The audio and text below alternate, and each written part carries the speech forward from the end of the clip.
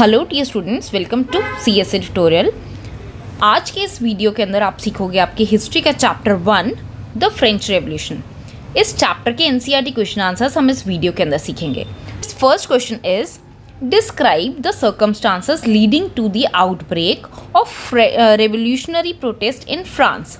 अब यहाँ पे आपको बताना है कि किन सर्कमस्टांसेस की वजह से फ्रांस के अंदर जो है वो ऐसा प्रोटेस्ट हुआ था। It's answer is Louis XVI was an autocratic ruler who could not compromise with his luxurious life. He also lacked farsightedness. Second reason was when he ascended the throne, the royal treasury was empty. Long years of war had drained the financial resources of France. Added to this was the cost of maintaining an extravagant court at the immense palace of Versailles. Third reason was the state finally increased taxes to meet its regular expenses, such as the cost of maintaining an army, running royal government offices and universities. अब यहाँ पे क्या reasons थे जिसकी वजह से France का revolution हुआ था? द मेजर रीजन वॉज कि जो लुई 16 थे वो एक ऐसे जो रूलर थे, फ्यूचर के बारे में नहीं ज़्यादा सोच के चल रहे थे। उनका ये था कि बस अपनी लग्जीरियस लाइफ के ऊपर, अपने ऐशो आराम के ऊपर उनका ध्यान था, और इसी की वजह से अपने इतना जो बढ़िया पैलेस ऑफ वर्सैलेस जो उन्होंने बना रखा था उसके भी बहुत सारे खर्चे थे, जिसके खर्चों में रॉयल ट्रेजरी का बहुत ज़्यादा अमाउंट यूज़ हो रहा था। और इसके अलावा जो कई सालों तक लंबी लड़ाइयाँ चलती रहती थी, जो रॉयल ट्रेजरी थी वो ऑलमोस्ट ख़त्म हो चुकी थी। ठीक है, और इसको बेयर करने के लिए, इन जो जंग के खर्चे हैं उनको बेयर करने के लिए उन्होंने टैक्सेस भी इंक्रीज़ किए। अब ये बर्डन कहीं ना कहीं तो आम आदमी के ऊपर पड़ेगा ना, तो वही गुस्सा था जो फ्रेंच रेवोल्यूशन के अंदर नज़र आया था। इसके अलावा आपका फोर्थ पॉइंट है, under Louis 16 France help the 13 American colonies to gain their independence from Britain. The war added more than $1 billion livre to a debt credit now begin to charge 10% interest on loans. Fifth reason was the French society was divided into 3 states, but only member of the first and 2 states, that is the clergy and the nobles, were exempted to pay the taxes. They belonged to privileged classes. Thus, the burden of the financing activities of the state through taxes was borne by the third state only. Sixth reason was the French administration was extremely corrupt. It did not give weightage to the common man. Seventh reason was the state finally increased taxes to meet its regular expenses, such as the cost of maintaining an army, running government offices and universities.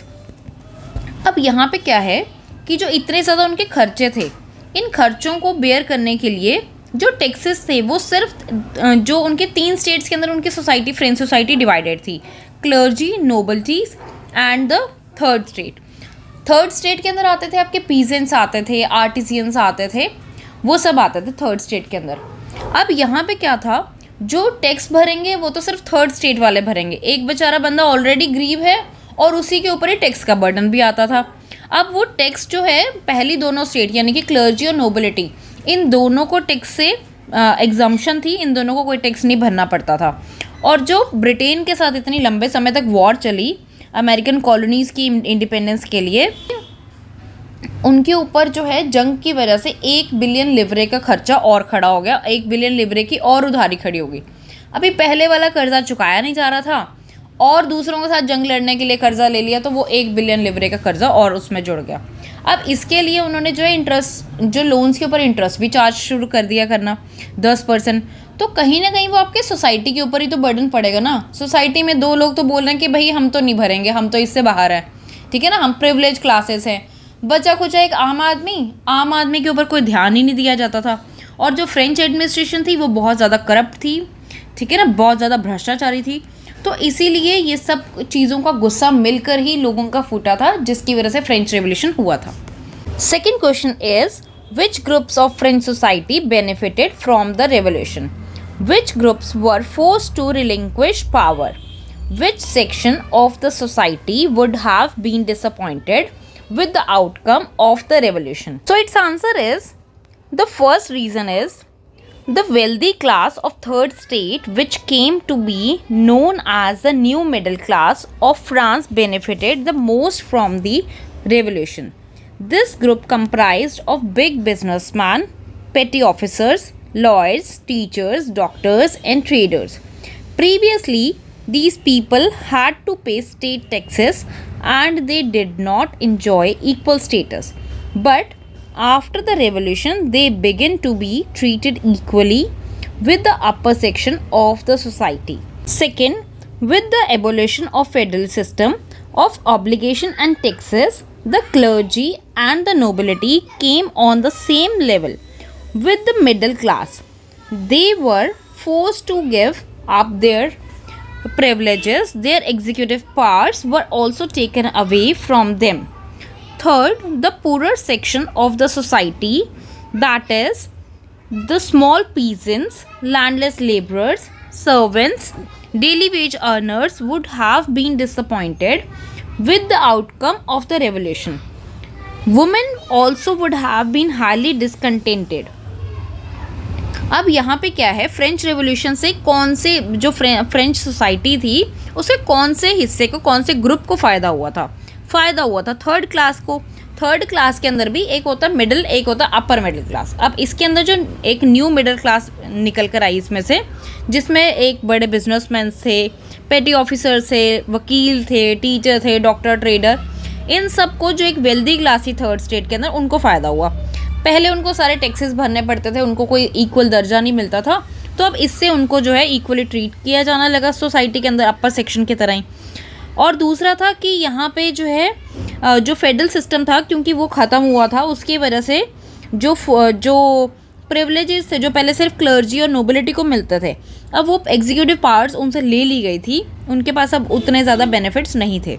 यहाँ पे क्या है कि कौन सा section ऐसा था जो डिसअपॉइंटेड रहा. डिसअपॉइंटेड रहने वाला सेक्शन जो बेचारे गरीब थे, उनके लिए अभी भी इतना कोई बेनिफिट नहीं रहा था. जो पुअर सेक्शन था सोसाइटी का, जिसमें आते थे स्मॉल पीजेंट्स थे, लैंडलेस लेबरर्स थे, डेली वेज अर्नर्स थे, और आपके सर्वेंट्स थे, ये सब लोग जो है अभी भी इसमें उनके हाथ निराशा ही लगी थी. अभी भी उनके साथ में कुछ ऐसी इक्वल ट्रीटमेंट लायक नहीं हुआ. Third question is, describe the legacy of the French revolution for the peoples of the world during the 19th and 20th centuries. So its answer is, first, the ideas of liberty and democratic rights were the most important legacy of the French Revolution. These ideas became an empowering force for the political movements in the world in the 19th and 20th centuries. Second, the ideas of liberty, equality and fraternity spread from France to the rest of the Europe, where feudal system was finally abolished. Third, colonized people reworked the idea of freedom from bondage into their movements to create a sovereign nation state.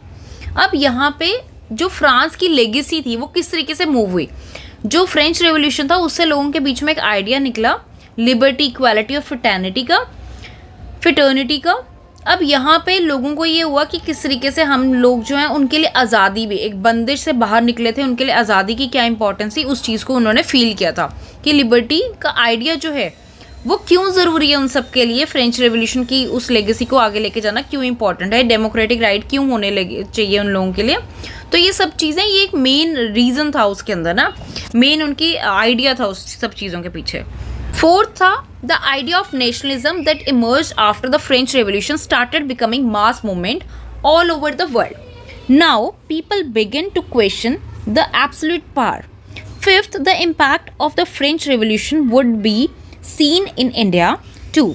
Tipu Sultan and Raja Ram Mohan Roy got deeply influenced by the ideas of the revolution. In the end, we can say that after the French Revolution, people all over the world became aware of their rights. अब यहाँ पे हुआ क्या, जो nationalism का idea था, यानी कि एक देश के अंदर ये तो होना चाहिए ना, ये थोड़ी कि आप जो है किसी के गुलाम बन के जी रहे हो. तो वहाँ पर राजाशाही ना होते हुए आप एक देश के अंदर उसके नागरिक हो, वो आइडिया जो है वो मेनली इमर्ज होकर आया फ्रेंच रेवोल्यूशन से. लोगों को लगा कि सबको इक्वल ट्रीटमेंट मिलनी चाहिए, कोई एक के हाथ में पावर क्यों, अब यहाँ पर वही सब चीज़ें जो हैं वो धीरे धीरे करते हुए भारत के अंदर भी दिखने लगी। जो टीपू सुल्तान और राजा राम मोहन रॉय है, उनको ऐसी कई सारी बातें इस रेवोल्यूशन के अंदर से बहुत ज़्यादा इन्फ्लुएंस किया उन बातों ने, और फ्रेंच रेवोल्यूशन सिर्फ फ्रांस तक सीमित ना रह के दुनिया के बाकी हिस्सों तक भी गया, बाकी हिस्सों तक उसके आइडियाज़ पहुँचे, मतलब क्योंकि लोगों को अवेयरनेस हुई कि हमारे राइट्स की क्या इंपॉर्टेंस है हम लोगों के लिए, हमारी जीवन में वो राइट्स क्यों ज़रूरी हैं, अपने अधिकारों का क्यों हम ऐसे किसी और के कहने पे चलते रहें। किसी और के कहने पे चलने का मतलब है कि लोग जो हैं वो ऐसे गुलामी भरी ज़िंदगी जी रहे थे। लोगों को लगता था कि ये जो राजा है ये ही हमारे ऊपर रूल करने के लिए इसको भगवान ने भेजा, ठीक है ना, जबकि ऐसा नहीं है। Fourth question is draw up a list of democratic rights we enjoy today whose origin could be traced to the French Revolution. So its answer is, first is freedom of speech, second is freedom of expression, third is freedom of press, fourth is abolition of censorship, fifth is right to vote, sixth is abolition of slavery, seventh is right to liberty, eighth is right to property, ninth is right to security and tenth is right to education. अब यहाँ पे क्या है, ये जो वो main ideas थे, वो मेन राइट्स थे जो कि फ्रेंच रेवोल्यूशन के बाद से निकल कर आए, उनका ओरिजिन उसके बाद से हुआ। Fifth question is, would you agree with the view that the message of universal rights was beset with contradiction? Explain. Its answer is, the message of universal rights was definitely beset with contradiction. Declaration of rights of man and citizen were not at all clear. The right to vote and elect their representative did not solve the poor man's problem. They did not have the right to liberty, property, security, and above all, the resistance to oppression. In the formulation of laws, women did not have any representation. Women were not entitled to all the honors and public employment according to their abilities. France continued to hold and expand colonies. Thus, its image as a liberator could not last for a long time. अब यहाँ पे क्या है, जो universal rights का message था वो complete contradictions के साथ था। द रीज़न बी कि जो राइट थे आम आदमी के, जो उस सिटीजन्स के, वो अभी भी क्लियर नहीं थे। वहाँ पे आम आदमी और औरत यानी कि वुमेन और मैन दोनों को इक्वली नहीं ट्रीट किया जा रहा था। उनके जो राइट्स थे उसके अंदर भी वुमेन्स को इक्वल अधिकार नहीं था। जो राइट टू लिबर्टी था, प्रॉपर्टी था, सिक्योरिटी था, इसके अंदर वुमेन्स को मैंस के कंपेरेटिवली इक्वली राइट्स नहीं मिले थे। वुमेन्स को अभी भी कई सारे ऑनर्स और पब्लिक एम्प्लॉयमेंट के अंदर भी उनको एंटाइटल नहीं किया जाता था उनकी क्षमताओं के हिसाब से। और फ्रांस की वो जो सोसाइटी थी वो वैसे ही धीरे धीरे बढ़ना शुरू हुई और उसका जो वो एक रूप निकल कर आया था कि ये लिबर्टी के तौर पे निकल कर आ रहे हैं, ये सबको इक्वली ट्रीट करेंगे, वो भी ज़्यादा लंबे समय तक नहीं टिक पाया। Sixth question is, how would you explain the rise of Napoleon? Its answer is, Napoleon Bonaparte crowned himself Emperor of France. He started conquering neighboring countries by waging wars against them. He saw himself as a modernizer of Europe. He introduced many laws, such as the protection of private property and a uniform system of weights and measures provided by the decimal system. Many of his measures carried the revolutionary ideas of liberty and modern laws to the other parts of the Europe. This had a positive impact on the people long after he was dethroned as an emperor when he was finally defeated in the Battle of Waterloo. जो Napoleon Bonaparte था उसने अपने आप को France का राजा बना दिया, ठीक है ना, और उसके बाद में उसने धीरे धीरे आसपास के नेबरिंग कंट्रीज़ को भी अपने साथ में मिलाने के लिए उनके साथ में जंग लड़ने लग गया।